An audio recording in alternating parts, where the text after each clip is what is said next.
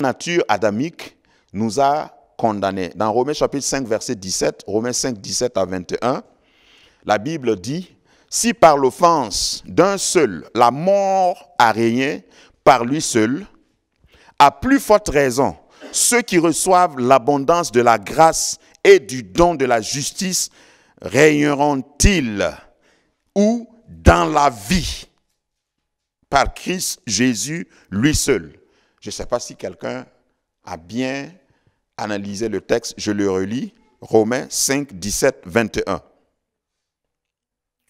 Romains 5, 17 à 21. Si par l'offense d'un seul la mort a régné, on parle de qui? Adam. À plus forte raison, ceux qui reçoivent l'abondance de la grâce et du don de la justice régneront-ils, et ce qui m'intéresse ici, régneront-ils dans la vie? Parce que beaucoup de chrétiens croient le Seigneur pour le ciel. Moi, je dois régner ici. Est-ce que selon vous, est-ce que je ne ressemble pas à un roi? Dites-moi la vérité.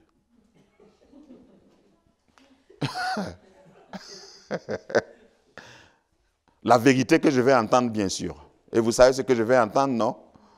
Est-ce que je ne ressemble pas à un roi? Oui, ils ont compris ce que je vais entendre. Ça, c'est des questions subjectives. Je suis journaliste dans mes temps libres. Il y a des questions qu'on me pose et celui qui est interviewé est obligé de dire oui, oui. Hein? Quand vous demandez au président, Monsieur le Président, je suis bien habillé, n'est-ce pas? Le président lui-même, il va dire oui, même si vous êtes mal habillé. Donc, il faut savoir prendre les réponses que vous voulez. La réponse qui m'arrange dans cette question-là, c'est de dire oui, vous ressemblez effectivement à un roi. Ceux qui pensent autrement, ça c'est leur problème. Moi, je suis un roi. Et je règne d'ailleurs. Je ne règne pas sur les hommes, je règne sur la vie. Dieu a dit à Adam, Genèse 1, 26, créons, faisons l'homme à notre image et qu'il domine. Le verbe dominer, c'est le verbe régner. Et il a cité ce sur quoi l'homme doit régner. Les animaux, les oiseaux, les reptiles, tout ce qui se meut sur la terre. Pas l'homme. Dis à ton voisin, Dieu ne t'a pas dit de dominer sur moi. Voilà, donc merci beaucoup. Hein? Donc il dit, par cette grâce-là que nous avons reçue, je peux en faire tout un enseignement. Donc il dit, nous devons régner dans la vie. Il y a un autre passage, 2 Pierre 1, 5 qui dit, je crois, que Christ nous a donné, Dieu nous a donné en Christ tout ce qui contribue à la vie et à la piété. À la vie. Moi, je ne veux pas être un chrétien misérable. Parce qu'il y a tellement de promesses dans la Bible qui me donnent accès au règne. Mais qu'est-ce qui fait de la chambre une chambre royale? Chambre d'hôpital, d'hospitalisation. Ça devient un lit royal, une chambre royale, et ce n'est pas n'importe quel médecin, n'importe quel infirmier ou infirmière qui entre là-bas pour les soins. Pourquoi? Qu'est-ce qui a rendu la chambre royale? La présence du roi. Ma présence dans une entreprise rend l'entreprise royale. C'est ça, rien. Parce que je suis de 2 mondes différents. Je suis sur la terre, mais je ne suis pas de la terre. La terre a des limites. Le ciel auquel j'appartiens n'a pas de limites. Donc je règne. Ça, c'est déjà dans le domaine naturel. C'est pourquoi je plains ceux qui ne sont pas chrétiens, ceux qui n'ont pas Christ. Parce que si tu as Christ en toi, ça s'applique. Il dit, si Adam a péché, et seul le péché de Adam a contaminé toute l'humanité, combien à plus forte raison, Christ, qui nous a rachetés et justifiés, ne nous donnera pas le don de la justice pour que nous régnions dans la vie. Donc si tu appartiens à Christ, tu as changé de clan, tu es un roi. Même si ton voisin, j'ai dit au début, un roi n'est pas voté. Tu es roi, ça ne dépend pas de ton voisin. Ça ne dépend même pas de ta tête. Dans ma classe, pendant mes études aux États-Unis, quelqu'un m'a dit que ton nom est difficile à prononcer. Je dis, ça c'est un problème. Je ne change pas de nom. Si Kiemtore est difficile à prononcer pour toi, ben, tant pis. C'est trop tard. Ton opinion vient trop tard. J'ai déjà, je crois, j'avais déjà 27 ans. J'ai dit, j'ai déjà 27 ans et je ne vais pas changer de nom. Tu feras mieux d'apprendre à prononcer mon nom. Parce que je ne vais pas mourir bientôt. Et tu me verras devant toi chaque matin, ici, en classe. Je suis en Christ et j'ai commencé à régner. Et je ne suis pas prêt à laisser quelqu'un me dire que tu n'as pas le droit de régner. Parce que je suis greffé à Christ. Je règne dans la vie. Beaucoup de chrétiens pensent que Canaan, c'est le ciel. Mon Canaan, c'est ici, en attendant que j'arrive au ciel. Dis-moi Amen. Et l'exemple que j'ai pris tout à l'heure, le fait de régner, ça ne veut pas dire que tu ne vas pas tomber malade. Ça ne veut pas dire que tu... Mais quand tu es malade, c'est un roi qui est malade.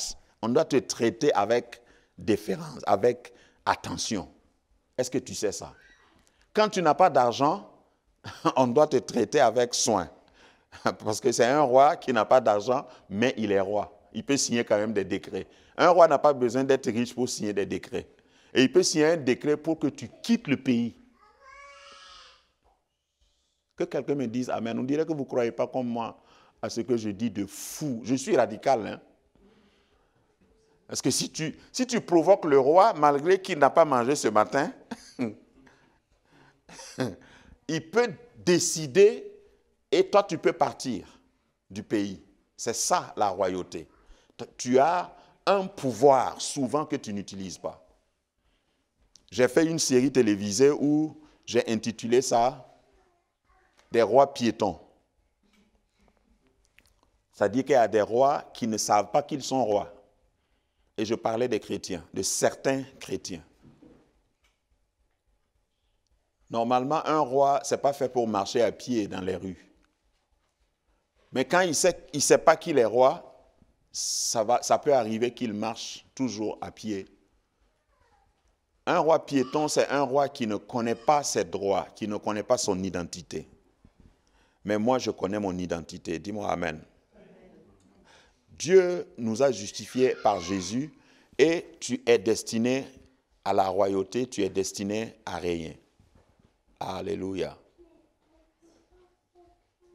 Alors, nous allons faire quelques proclamations avant que je termine cette première partie. Dis avec moi, j'espère que ça ne vous dérange pas. Quand on proclame ensemble, c'est ce que nous croyons, c'est ce qui nous tient à cœur, c'est ce que le ciel dit à notre sujet. Je crois que j'ai essayé d'expliquer amplement. C'est ce que Dieu dit que nous serons et que nous sommes.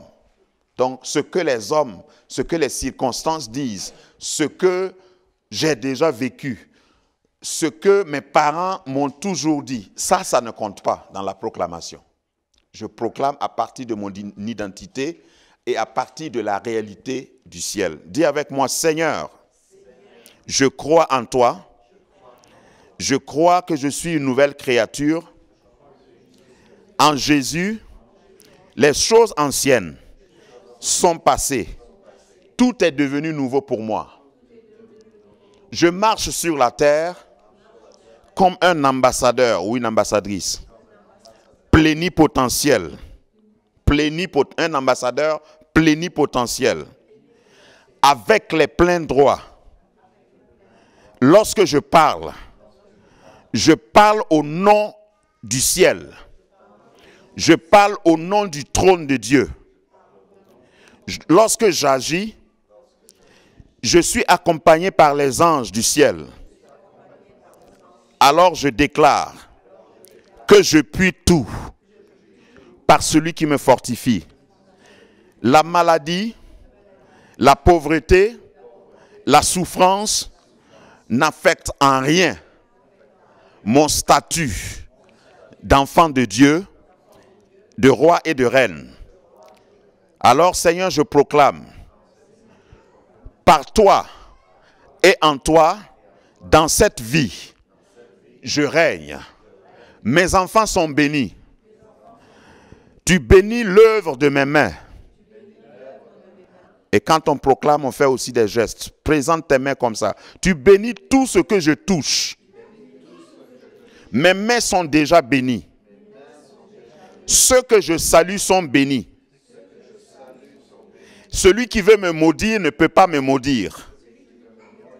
La malédiction n'a pas d'effet sur moi. Personne ne peut maudire ce que Dieu a béni. Je suis déjà béni.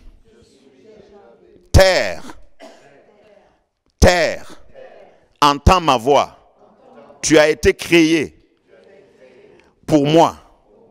Les meilleurs fruits que tu détiens sont pour moi. Parce que ma Bible me dit que les meilleurs fruits de la terre sont pour moi à cause de mon alliance à Christ. Je proclame donc que tout ce que la terre a volé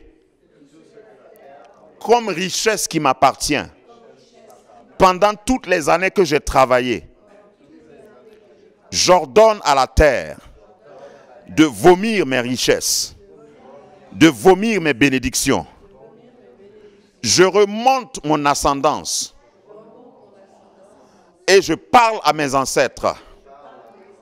Toute personne qui par alliance, par le sang, a compromis mon avenir dans mes ancêtres, je me tiens dans la position d'autorité, assis dans les lieux célestes avec Christ, et je dis non, et je démantèle, et j'annule tout décret signé par un de mes ancêtres pour me limiter, pour hypothéquer mon avenir, pour hypothéquer ma destinée.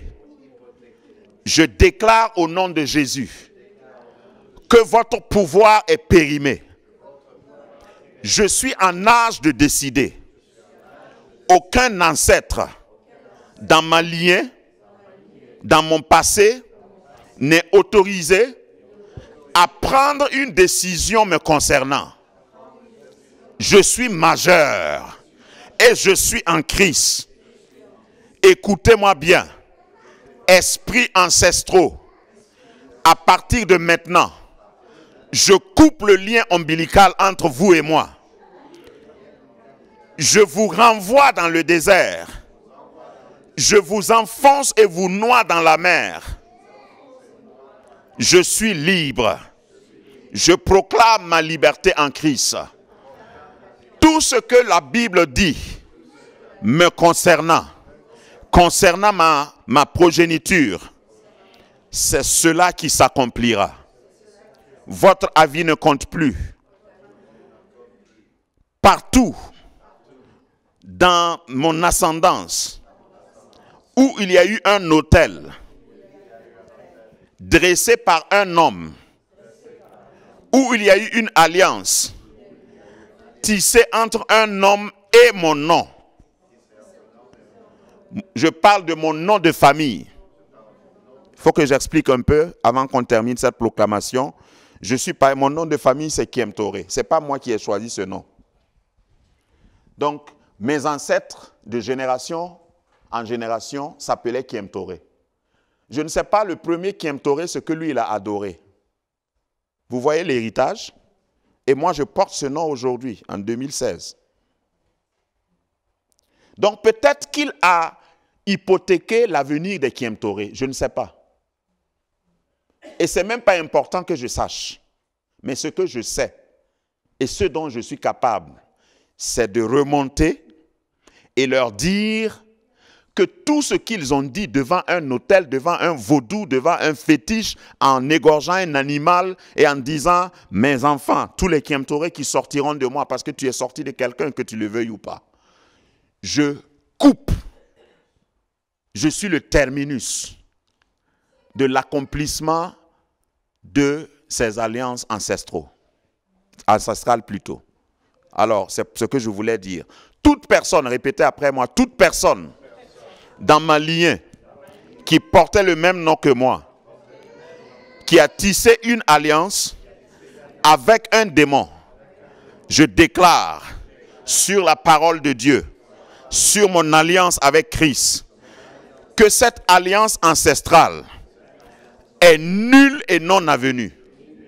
Je refuse que ces effets m'atteignent. Je suis le terminus de cette alliance. Mes enfants seront libres. Mes enfants sont libérés. Ceux qui sont nés de moi sont libérés. Ceux qui sont attachés à moi sont libérés. Et ne doivent à aucun ancêtre. À partir d'aujourd'hui, je proclame ma liberté. Je scelle, comme un sceau, je scelle cette prière par le sang précieux de Jésus. Et je déclare cette prière irrévocable au nom de Jésus. Amen. Si tu veux, tu peux acclamer le Seigneur. Parce que ce que tu viens de faire, peut-être tu ne le réalises pas. Peut-être tu ne le réalises pas, mais c'est puissant. Ça remonte le temps. Ça casse, ça brise. Il y a des montagnes qui se fendent. Peut-être que si ton village est quelque part sur une montagne où il y a eu des libations, où il y a eu des sacrifices, à partir de cette simple prière que tu as faite, parce que je suis convaincu. Et quand je fais des proclamations, je vois des images. Il y a des tremblements de terre qui se produisent dans le spirituel. Ce qui t'avait retenu ne peut plus te retenir. Et je vais t'encourager simplement à faire ces proclamations seul. Dans ton bureau, dans ton lieu de travail, tout lieu où tu penses que tu es en position de pouvoir avancer, là où tu travailles. Moi, j'enseigne aux membres de mon assemblée de prier souvent pour leurs mains. Le matin, ne te contente pas seulement de mettre ton maquillage, mais lorsque tu te frottes les mains, tu dis, je sors avec des mains bénies. Je sors avec une corbeille vide et je dois rentrer avec une corbeille pleine. Deutéronome 28. Ça, c'est mon héritage. Personne n'a le droit de m'intercepter. Celui qui m'intercepte, j'invoque et je libère la foudre, la colère de Dieu sur lui. Mon passage doit être libéré. Vous avez déjà vu les cortèges officiels? Mais ils ne s'arrêtent pas au feu. Ce qui arrête d'ordinaire les gens ordinaires ne doivent pas t'arrêter. Lorsqu'on va dire, maintenant en France, il y a une crise, maintenant dans tel domaine, il y a une crise, toi tu dois toujours répondre dans ton cœur, même si ce n'est pas à haute voix, ça ne me concerne pas. Ça ne me concerne pas. Moi, je suis d'une autre nationalité. Je suis d'une autre planète même.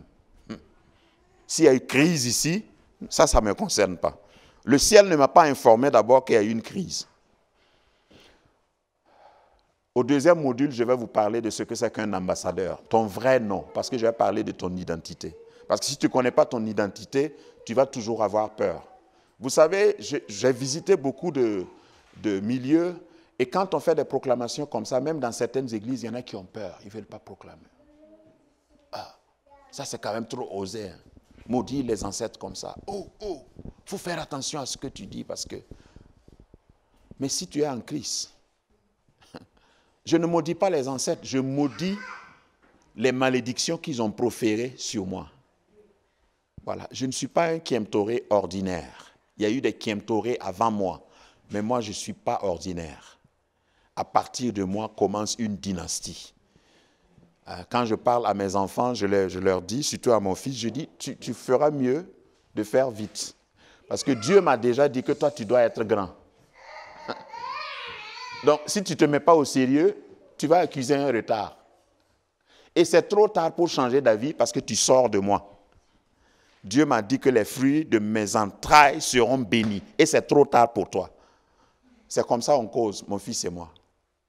Une fois, j'ai parlé comme ça jusqu'à il a pleuré. Il dit, pourquoi tu es méchant comme ça? Je dis, ce n'est pas méchant. Voilà, c'est à prendre ou à laisser. Personne ne t'a demandé d'être mon fils. Est-ce que moi je t'ai demandé? Il dit non. Il dit ok, tiens-toi droit. Parce que Dieu m'a dit que tu seras grand. Il faut confesser ce que Dieu a dit. Souvent, les circonstances vous disent le contraire. Ne regarde pas aux circonstances.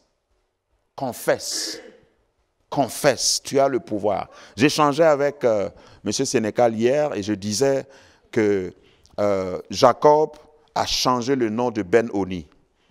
Moins un, Benjamin allait être maudit à cause de la douleur. À l'accouchement, sa mère a eu des douleurs jusqu'à elle est morte. Elle a dit, le fils que je viens d'accoucher sera appelé fils de ma douleur.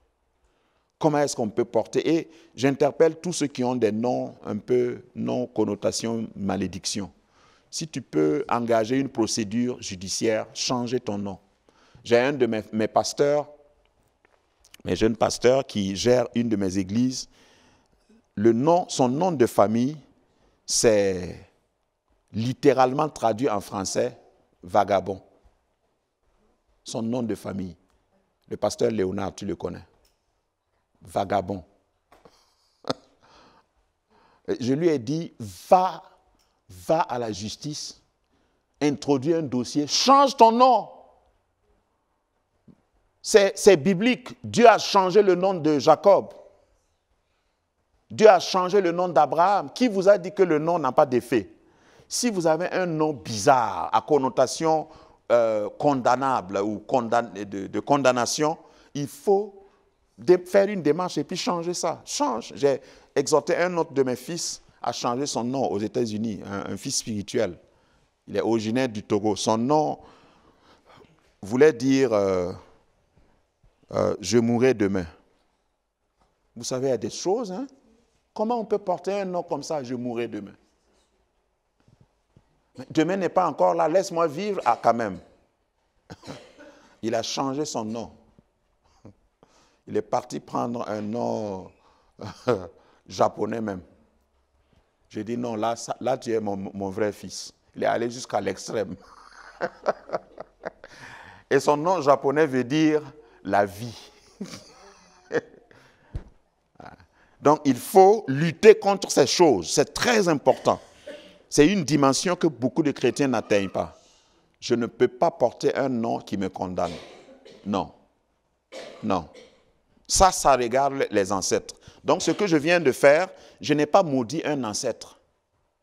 J'ai refusé qu'il contrôle ma vie alors qu'ils sont morts. Parce que c'est ton nom qui te suit. Dieu a demandé, l'ange a demandé à Jacob, comment on t'appelle? J'imagine que Jacob a fait une petite pause et puis il dit, bon, mon nom? Ben, trompeur. On m'appelle trompeur. Et l'ange a dit, nous ne connaissons pas ce nom-là au ciel. Peut-être qu'il est allé dans l'ordinateur du ciel et puis il a consulté les databases et il a dit, non, bon, la date de ta naissance, le lieu de ta naissance, l'année de ta naissance ne correspond pas à tricheur, à voleur, à trompeur, non. Parce que le nom que je vois ici, c'est prince. Est-ce que tu sais que tu es un prince? Ton nom ne sera plus Jacob, ton nom sera Israël. Et puis, depuis, la vie, l'histoire de Jacob a changé. Il a gagné là où il perdait.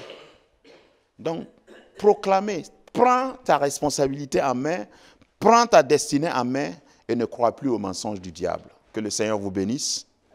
Amen.